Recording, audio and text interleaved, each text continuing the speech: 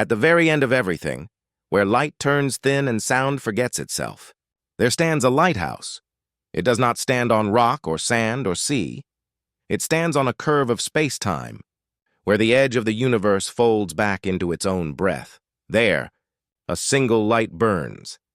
It shines softly through a sky that no longer remembers how to sparkle. The galaxies are gone. The last suns have cooled into ash. The waves that once carried starlight now drift through a dark sea made of quiet. Inside that lighthouse lives a woman named Leora. She has no age now.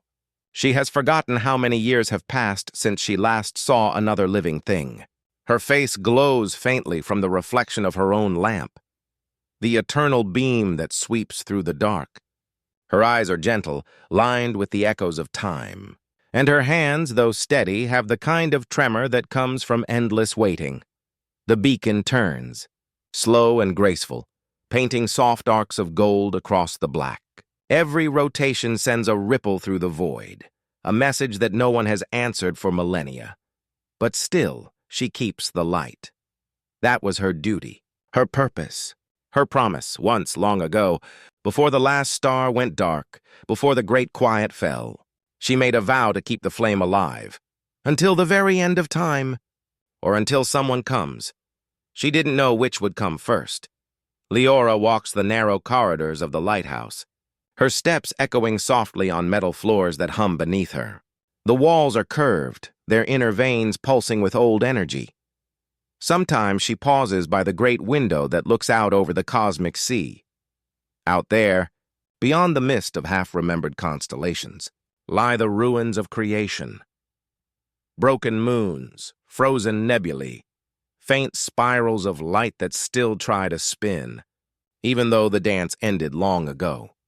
She places her hand on the glass. "It feels cool, almost kind. Still here," she whispers to no one, still keeping watch. Her voice travels nowhere. But she imagines it goes far, maybe into dreams, maybe into what comes after dreams. Every cycle, she checks the lamp, the great lens at the top of the tower. It's not fire, not electricity, not plasma or fuel. It's made of something older, the first light that ever existed. The architects who built the lighthouse had captured it before the beginning of decay, before entropy claimed everything. They had placed it here on the rim of reality as a safeguard, a promise that no matter how deep the darkness grew, some warmth would remain. The light hums like a heart. Sometimes Leora thinks it breathes. When she stands before it, she feels peace. When she kneels, she feels small. When she speaks to it, she feels heard, and sometimes when she sleeps beside it, it whispers back in the language of warmth. The silence between stars is not empty. It hums, faintly, like the residue of a song, sung too long ago to remember. Leora has learned to listen. She hears the memory of comets, the sigh of fading, galaxies, the echoes of old messages that once crisscrossed, the void when people still believed someone was listening. But now there is only her. Sometimes she dreams of visitors, a ship glowing through the dark, a voice calling her name, a child laughing. But when she wakes, there is only the slow sweep of the beacon and the soft, endless hum of the void. She doesn't know when the dreams stopped being dreams. Maybe they're memories. Maybe memories are all dreams become at the end. 1 rotation, 2, 10,000. Time means nothing here. The clocks long ago began to measure something different, not seconds or hours, but the rhythm of loneliness. Sometimes Leora sings. Her voice is thin but gentle, like the last candle flame in a room gone dark. The lighthouse listens, and the sound circles the tower, spiraling up to the lamp. It glows a little brighter when she does that, as if it remembers music too. Her song has no words now, just hums, just sounds. Sometimes she thinks the universe hums back. On what should have been an ordinary rotation, if ordinary still had meaning, the lamp flickered. Leora froze.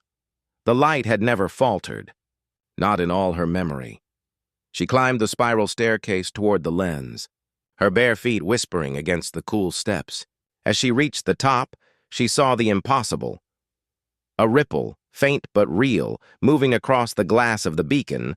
Then she heard it, a sound she hadn't heard in 10,000 years. A voice. Not human.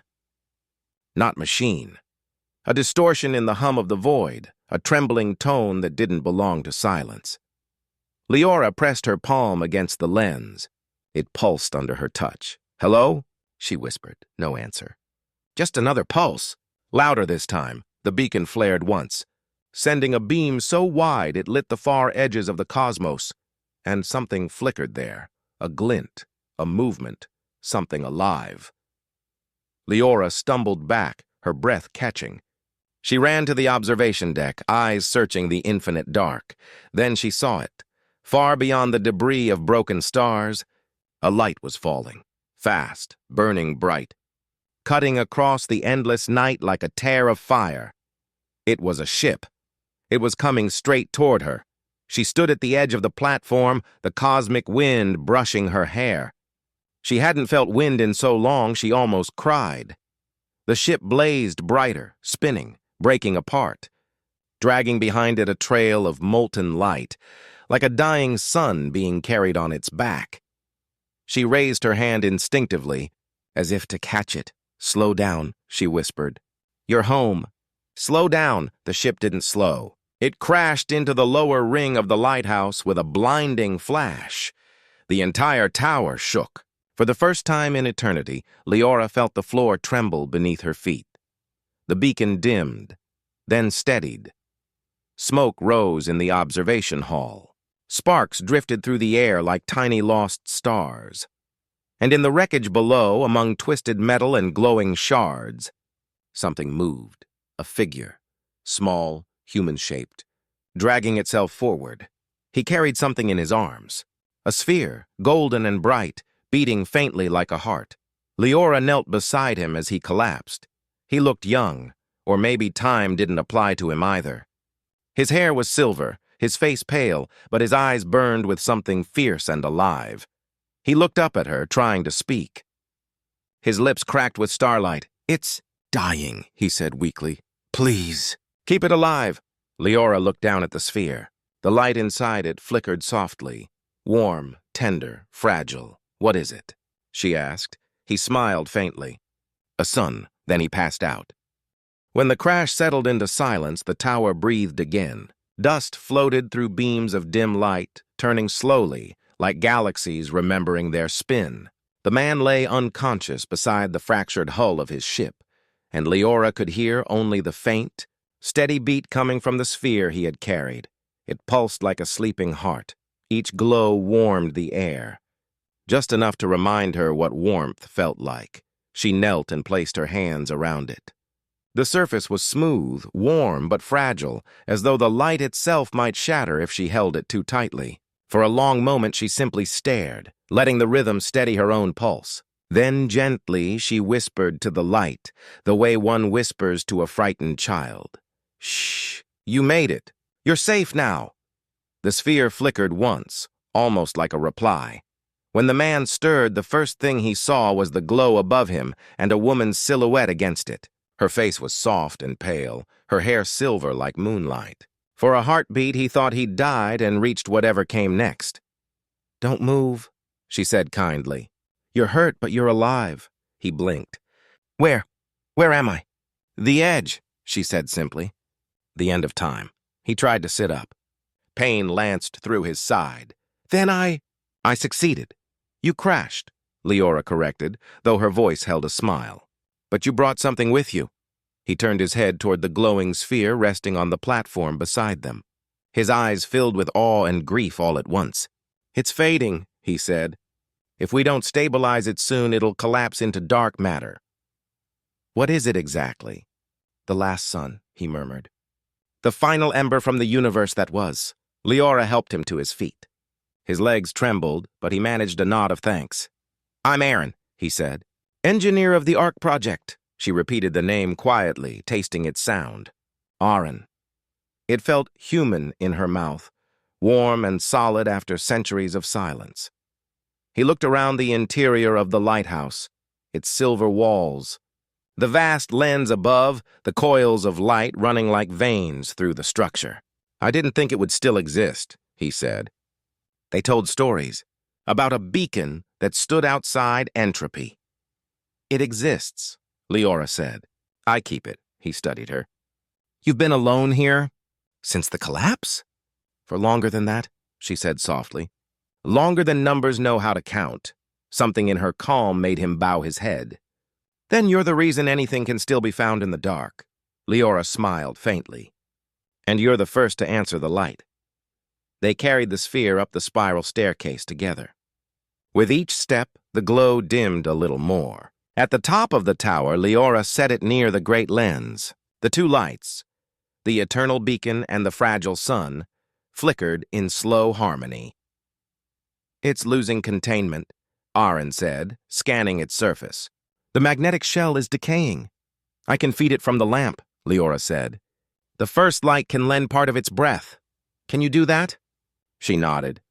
It was built for healing broken stars. I just haven't had to in a long time. Together they aligned the conduits. Leora placed her hands on the base of the lamp and closed her eyes. The beam softened from white to gold, flowing toward the small sphere like honey poured into glass. The dying sun brightened, trembled, and then released a tone. A faint ringing that filled the tower like music remembered from another life. Aaron's eyes widened. It's singing. All living light sings, Leora whispered. You just have to be quiet long enough to hear it. While the sun regained strength, Aaron and Leora sat beside it, their voices low. He told her about the world he had come from, a fractured colony drifting through black space, the remnants of humanity living inside hollowed asteroids. We knew the end was near, he said. Stars were burning out faster than we could flee. We built the ark to carry one spark forward, hoping someone somewhere would keep it. And you found me, Leora said. He looked at her, and for the first time since he'd awoken, he smiled. Maybe I was found by you. Leora laughed softly, the sound like wind moving through chimes. It doesn't matter who found who. We are both keepers now. Later, while Aaron slept, Leora walked the corridors alone. The lighthouse hummed in tones she hadn't heard since the early days, tones of welcome, of anticipation. The great lamp pulsed gently, matching the rhythm of the small sun below. She touched the walls, feeling the warmth spreading through metal and memory. Old friend, she whispered to the lighthouse itself. It seems our watch is not yet over. The structure replied with a soft vibration under her palm, a heartbeat shared. Through the window, she saw faint ripples forming across the void. As if the fabric of space were sighing in its sleep, Aaron dreamed of oceans. Real ones, blue and restless, full of foam. He dreamed of standing on a cliff as dawn spilled gold across the waves. In the distance, he saw the lighthouse, its beams sweeping over the water. He woke with tears in his eyes. I saw it, he said to Leora. Your light, but different. There was a sea. Perhaps it was memory, she said. Perhaps the universe remembers itself through dreams. He nodded slowly. Then maybe this sun remembers the dawn too. The next rotations were filled with quiet work. They adjusted the energy lines, balanced the containment field, recalibrated the lens to feed the small star. Each task felt like tending to a living being. Between the motions they spoke little, yet a kind of peace grew between them, the peace of shared purpose. The peace that comes when silence is full rather than empty. Sometimes Leora hummed while she worked, and Aaron caught the melody and followed it with words he half remembered from an old hymn. Light returns where hearts remember. Fire lives where hands still care. The sphere brightened each day. The tower grew warmer. Leora felt time again, not as an endless wait, but as a gentle current moving forward. One evening, the readings shifted. Aaron frowned. The containment's stabilizing, but the core wants to expand. If we let it, it could ignite again, but it'll consume the tower. Leora looked up at the great lens. If the light burns through me, the beacon will die. And if we stop it, the sun dies, he said quietly. She smiled, the same calm smile she had worn since the beginning. Then the choice is easy. No, Aaron said. "You've kept this light for eternity. Let me take the risk." She reached out and touched his hand. "You're the traveler. You carry the seed forward. My duty was always to end where yours begins." He shook his head, but the warmth of her fingers silenced him. Leora walked to the heart of the lamp. The air shimmered around her. The great lens began to spin, faster, faster, the hum rising to a song too high for human hearing. Aaron shouted over the noise, "What will happen to you?" She turned once more, her eyes full of light. "I'll become what I've always tended." She stepped into the beam. The tower exploded in radiance, flooding the void with color that had not existed since the universe was young. The small sun drank in the brilliance, its pulse roaring into full flame. Rings of light rippled outward, painting galaxies into being where there had been none. Aaron shielded his eyes, tears streaming down his face. When the glare faded, the tower was whole again, but the keeper was gone. Only her voice remained, gentle as starlight. "Keep it burning." He awoke lying at the base of the lens. Around him, warmth filled the air. The tiny sphere floated freely, now blazing like a newborn star. Outside the window, darkness had softened into a deep blue glow. Aaron stood, weak but alive. He looked for her and saw only her cloak folded neatly on the railing. He lifted it and pressed it to his chest. "You kept your promise," he whispered. He turned to the control panel and redirected the beam outward. The new sun rose beyond the horizon of space, and light washed across the empty cosmos. Dust gathered, spinning. Matter answered. The first seeds of new worlds began to bloom. Sometimes in the hum of the lighthouse, Aaron heard her voice. Not words, just a tone, soft, melodic. Like the lullaby of gravity itself. He would smile and answer aloud. "I'm still keeping it." The light would flicker once in acknowledgement. And so the watch continued. Not one keeper now, but two. Their spirits threaded through the endless turning of the lamp and the quiet birth of dawns yet to come.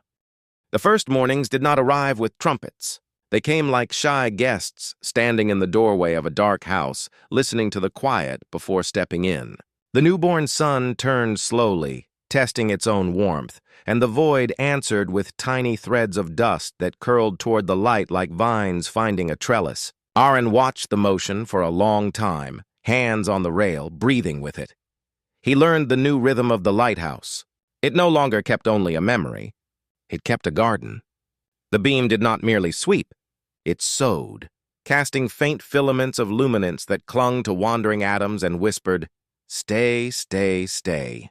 Out there in the wide hush, the smallest gatherings began to form.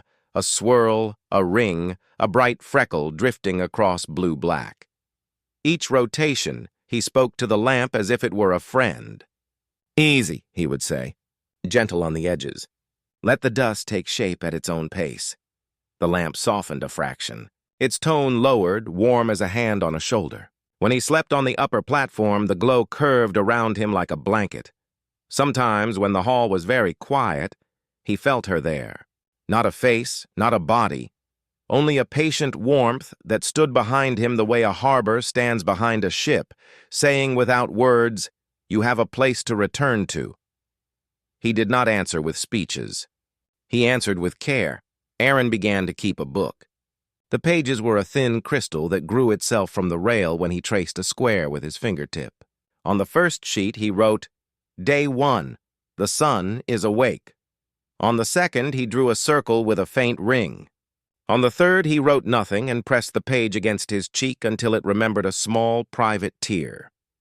The book learned the weight of his hand. It learned his quiet. He named the first ring Hearth. It was only a suggestion of a ring, a loose necklace of dust, but the name made it feel closer. "Hearth," he would say each morning. "How are you?" Hearth would brighten briefly, as if the idea of being called by something so human was its own sort of fuel.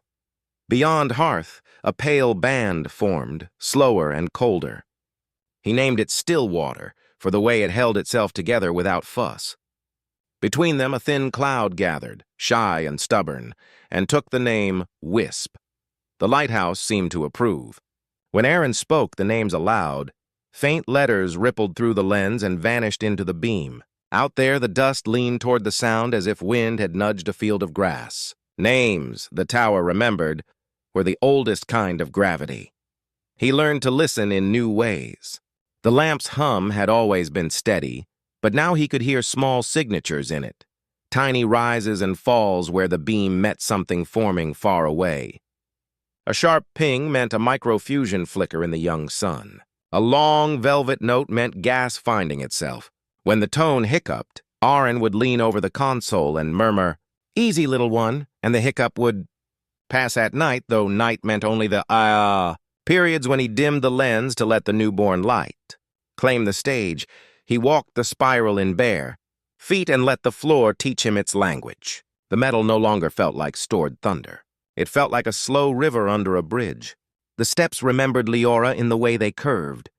They remembered her weightless patience. He touched the wall and said, "I'm learning." And the wall hummed back a low, pleased chord.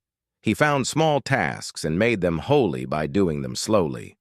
He cleaned the lip of the lens with a cloth the color of early pears. He straightened the braided fiber that fed the lamp its first light, smoothing each twist. He set Leora's cloak along the rail each morning and folded it each evening. He did not try to wear it.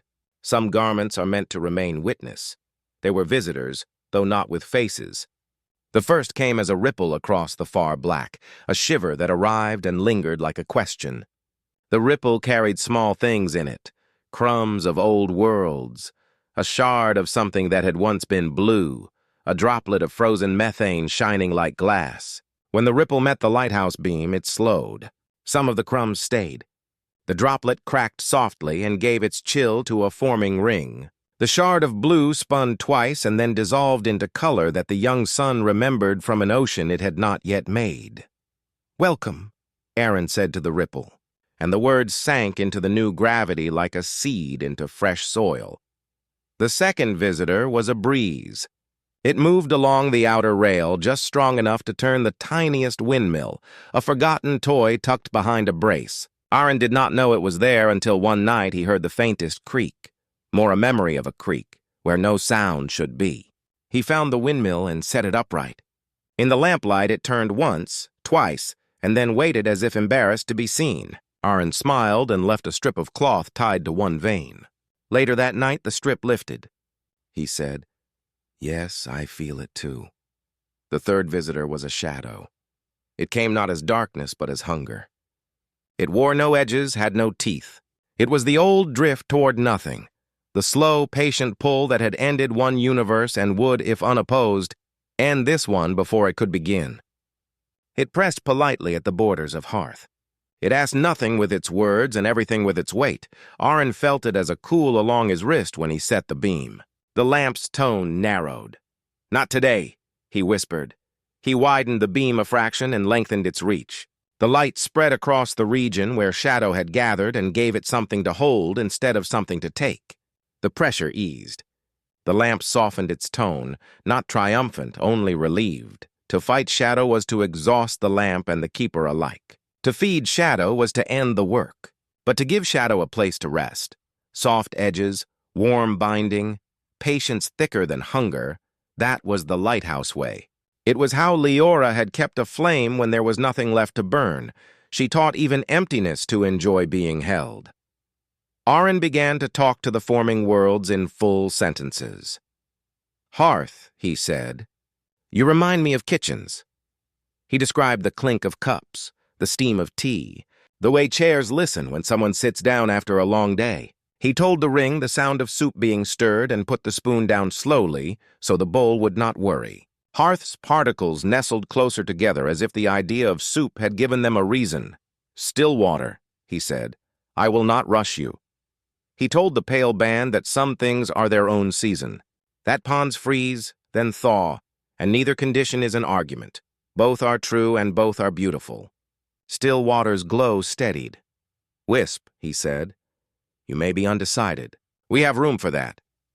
Wisp spread, thinned, gathered, smiled, and spread again.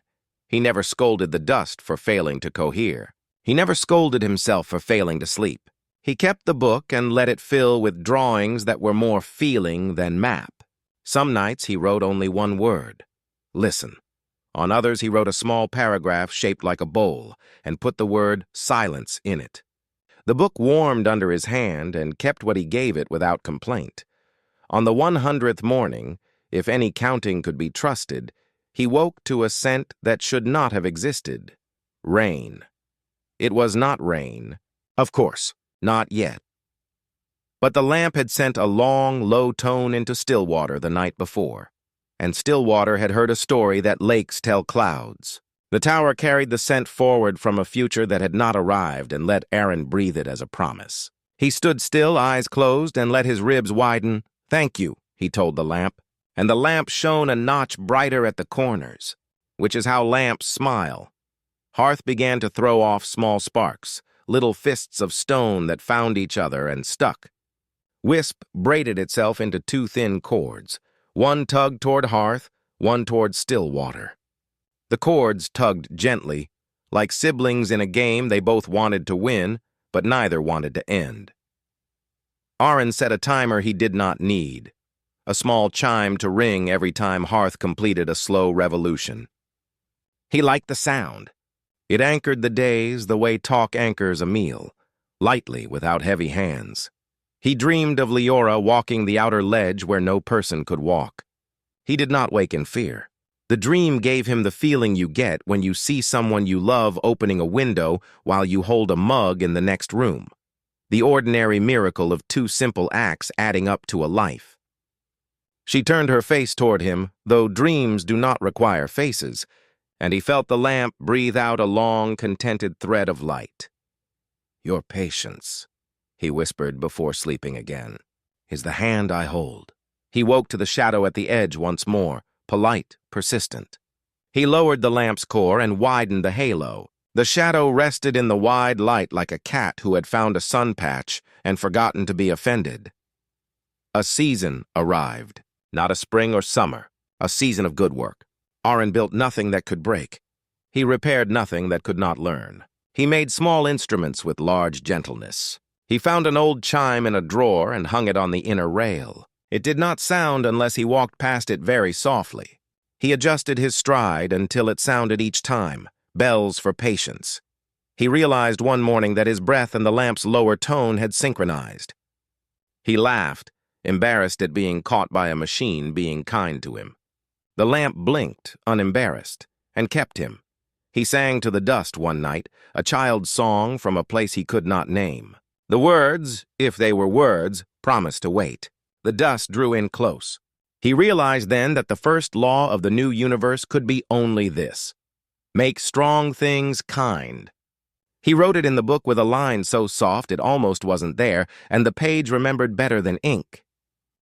Visitors with voices arrived at last. They came as whispers along the beam, faint, broken, shy. Not from far, not from another old civilization, but from what the lamp itself had learned to be: a teacher. The beam had traversed a region where filaments were trying to become. It listened, and when the filaments made their first small requests, the beam carried them back like notes in a pocket. "More," said a thread, meaning not greed but breath. "Slower," said a cloud, afraid of tearing itself by hurrying. "Stay?" asked a tiny coil of grit and gas, uncertain if it belonged. Aaron sent back simple answers. "More, yes, but only if you are comfortable." "Slower is wise." "Stay, please, I am here." He began to spend longer hours at the console, not issuing orders but keeping company. He did not manage a universe. He attended birth. The hunger returned sometimes, the shadow with no teeth, and each time he answered with space and light, not fists. The hunger would be here always.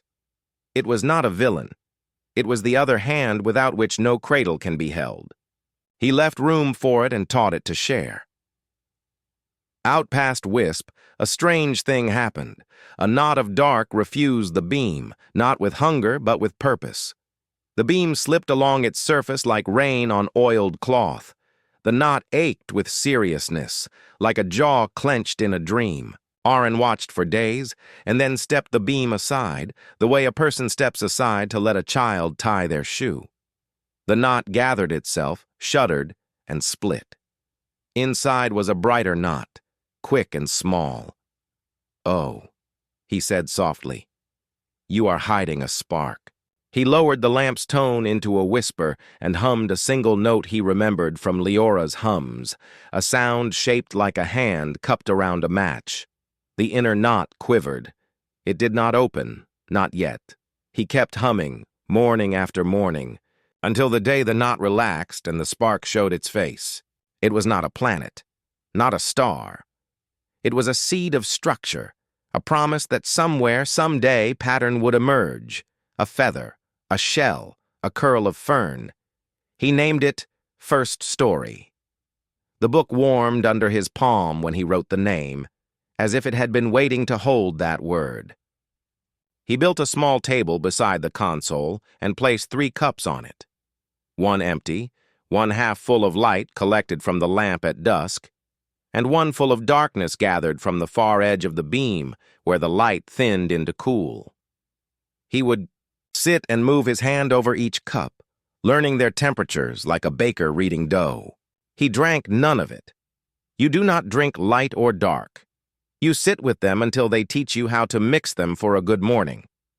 Some nights, very late, when the lamp dimmed to let the young sun breathe without its parent watching too closely, Aaron would take Leora's cloak and lay it over the table like a tablecloth. He would place the book on top, open to the page that remembered his tear, and say, "We are ordinary," like a prayer.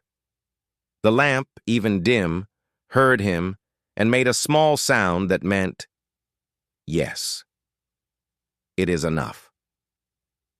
He began to hear footsteps on the stair, soft ones, like velvet on wood. He turned and saw only the curve of the stair itself. He did not chase the sound. He listened to the footsteps rise and fall, counted them without counting, and smiled when they paused at the landing where she had once stood.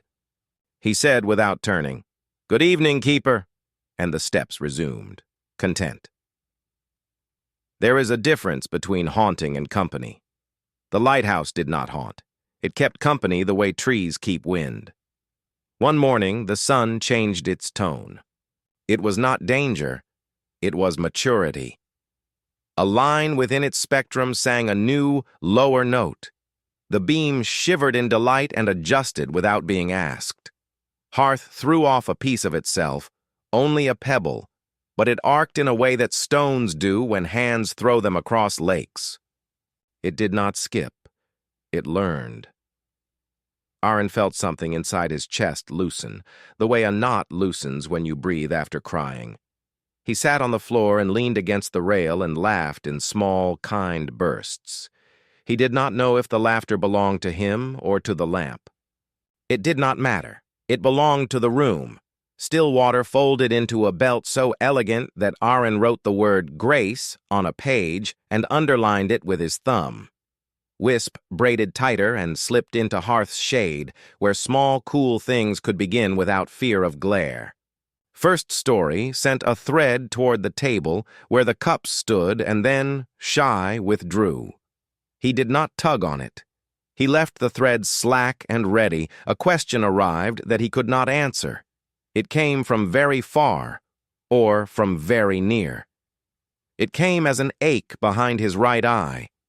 It said, "Why should I?" He set his hand on the console and said aloud, "Because you may." The ache deepened. Not petulance, not cruelty, weariness. "Why should I become?" it asked. "It will take so long. It will hurt. The end always waits." He closed the book. He dimmed the lamp a fraction. He sat on the stair with his elbows on his knees and thought of all the unfinished things he had known. He thought of old projects, of lullabies that had quieted children who grew into people who forgot the song. He thought of bread risen and bread fallen and bread eaten in gratitude anyway. He said finally, "Because someone will need you. Because someone small will bite a peach and close their eyes. Because a hand will reach for another hand across a table and feel home. Because you will fail and be forgiven. Because morning tastes different when you watched the night. The ache eased. The question did not vanish, but it set itself down beside him on the step like a tired friend, and the two of them breathed together until the air forgot it had been tight. On a day shaped like a bell, visitors with faces arrived, not in ships, not in bodies as he knew bodies. Faces in the glass, faint, curious, children maybe, or the idea of children, practicing being real. They peered through the window of space-time as if it were a bakery window before dawn. One pressed its nose, the idea of a nose, against the pane and fogged it with the idea of breath. Aaron lifted his hand. The faces brightened, and one drew a finger along the fog to make a heart. Another made a crude star. A third wrote 3 letters in a language not yet invented. He did not know how he knew, but he knew the letters meant, "We come." He nodded, because promises do not need noise. He turned the lamp a whisper to the left, to give the path a gentler curve. He widened the halo so that anyone approaching would feel welcome before they knew why. He reduced the core 1 notch to make space for the visitor's light to matter beside his own. The faces faded, waving with the polite awkwardness of people leaving a kind house. The glass cleared. Hearth brightened, pleased to have an audience. That night, he dreamed of a beach. Not like Aaron's earlier dream of oceans from the old world, not heavy with nostalgia. This beach was a quiet thought of sand draped along the ledge of a newborn sea. The water was the exact color of a memory of blue. On the cliff stood a lighthouse, not this one, and also this one. Someone beside him said, "Listen." At first he heard only the soft arrival of small waves. Then he heard the new sound, the smallest pebbles rolling over each other at the lip of the tide, making a song that sounded like children learning to read. He woke with salt in his throat and did not ask how it had come. The lamp tasted the salt and brightened slightly for comfort. He wrote in the book, "The world is practicing its alphabet." The hunger returned as storm. Entropy does not love to be ignored. It arrived in a curl of chill that pushed hard at still water's edge and sent Wisp quivering toward emptiness. Hearth threw sparks to look brave. First story tightened until it could not breathe. Aaron did not raise the beam like a spear. He did not call the lamp to fury. He stepped to the console and placed both hands on either side of the control wheel and slowed his own breathing first. He thought of Leora stepping into the beam, not to dominate but to offer. He said, "We will make a bigger room." He widened. The light in 3 rings. One for shadow to rest in without touching. One for matter to gather without haste. One for stories to watch without fear. He lowered the core until it sang a note he had never heard, a sound like a choir from a city he had not visited yet. The storm pressed against the first ring and, finding no enemy, set its burden down.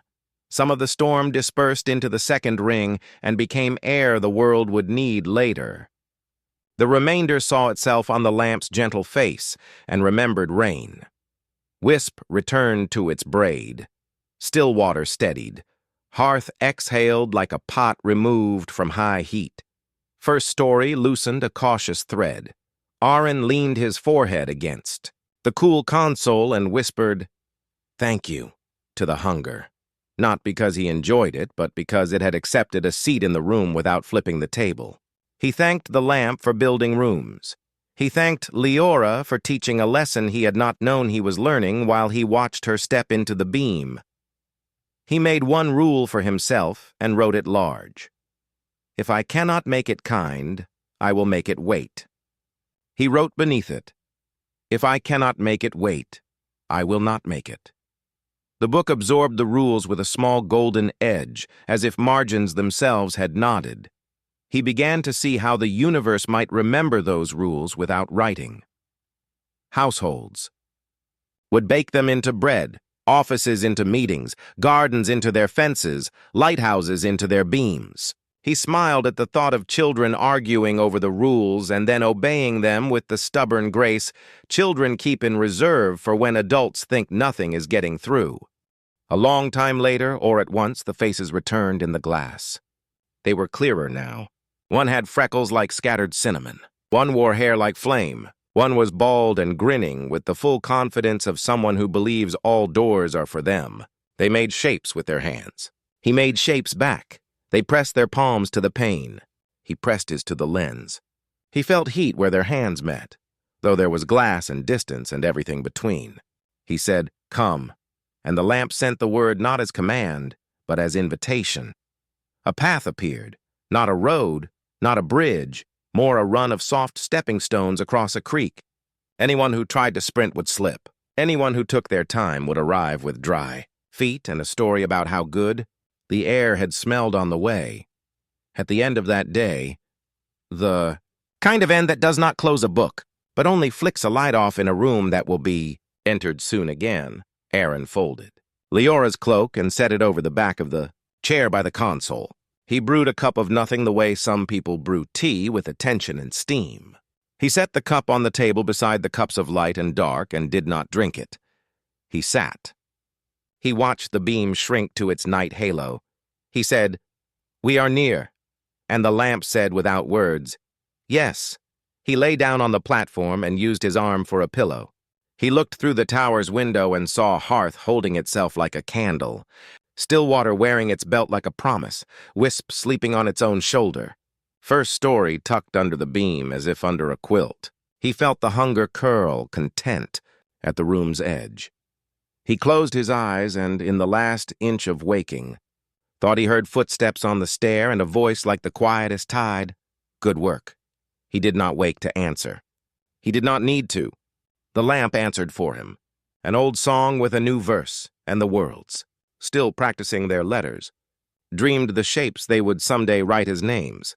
The first true visitors did not come in, ships or sound. They arrived as silhouettes, of intention. Soft beings. Sculpted from starlight and curiosity, they followed the path Aaron had shaped through the void, stepping lightly across bridges of luminous dust, their bodies glowing faintly like lanterns wrapped in silk. Each movement left a shimmer behind, a short-lived echo of existence. Aaron felt their presence before he saw them. The lamp whispered to him in tones that quivered with both excitement and caution. "They are near," it hummed. "They are learning to be real." He rose from his chair, smoothing the fold of Leora's cloak where it hung on the backrest. "Let them come," he said softly. The first to appear was small, a child-shaped being of faint gold and pale blue. It blinked, and the motion rippled through its body like wind through water. "Hello," Aaron said gently. The child tilted its head. "Is this where light begins?" He smiled. "It's one of the places." It stepped forward, cautious. Its feet left no marks on the floor. "I heard stories," it said, "that a keeper lives where time ends." "There was one before me," Aaron said. "Now I keep what she kept." The child looked up at the great lens that turned above them. "It sings. It always has," Aaron said. "It remembers more than I do." Others followed.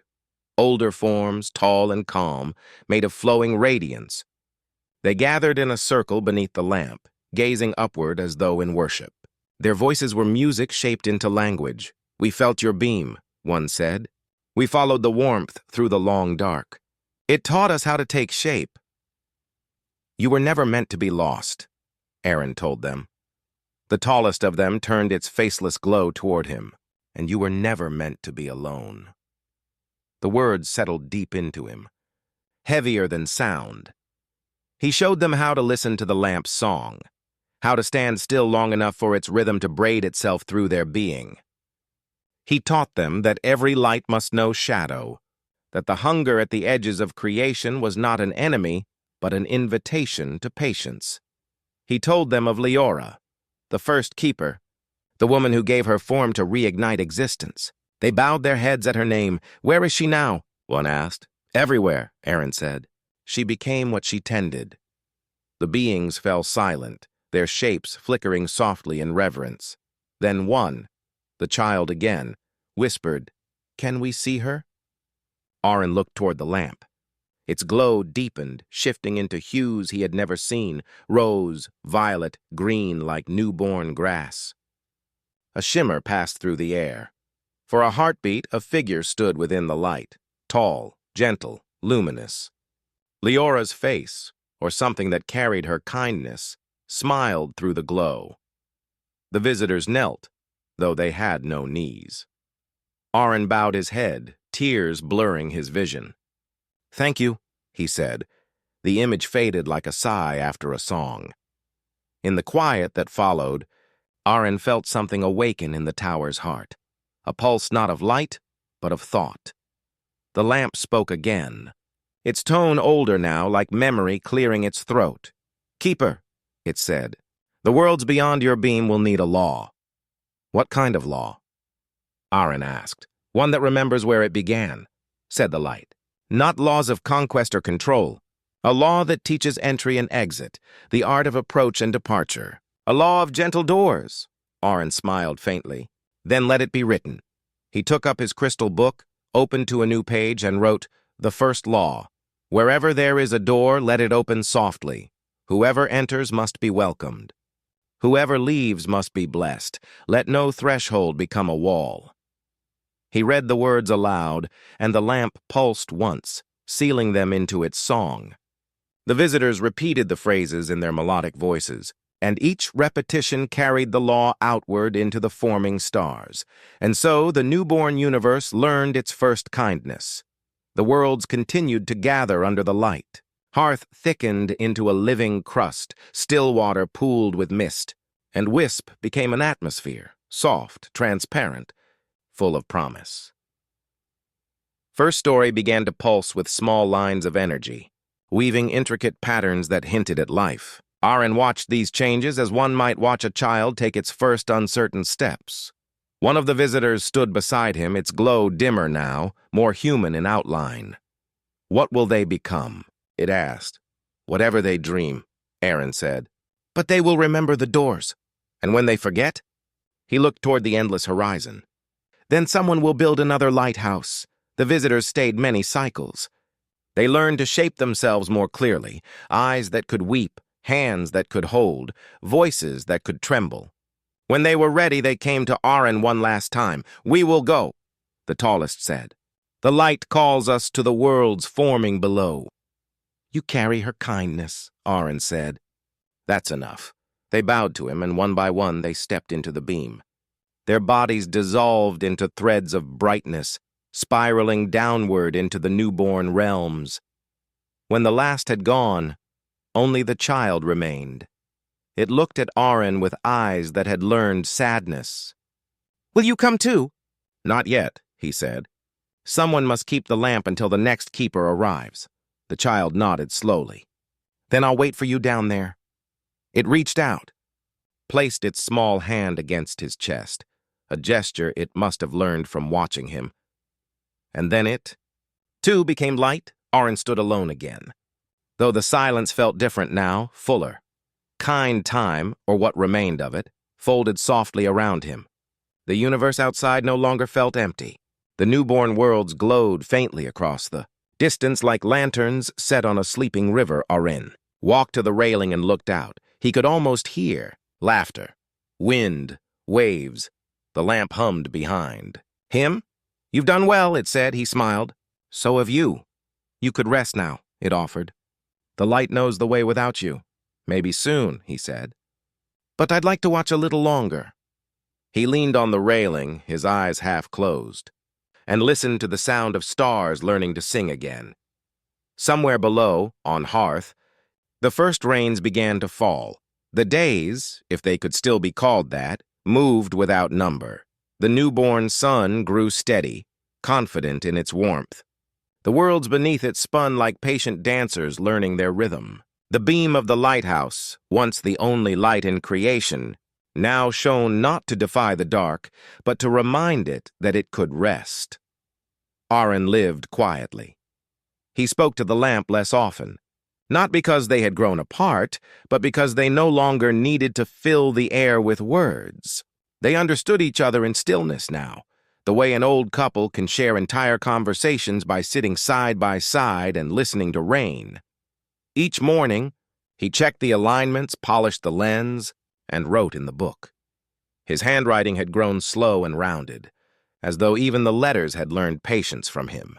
He wrote small observations: how Hearth's shadows had begun to stretch longer, how Stillwater's mists now glowed blue at their edges, how wisps sometimes sparkled as though whispering jokes only the wind understood. He wrote about the sound of dust settling, the feeling of balance in his chest, the comfort of routines that no longer needed purpose to exist. He drew shapes, too, circles within circles, doorways framed by light, the outline of a figure standing inside a beam. He didn't need to name her anymore. The lighthouse knew who she was. One rotation, while Aaron sat by the console tracing a new line in the book, a faint color slipped into the black beyond the window.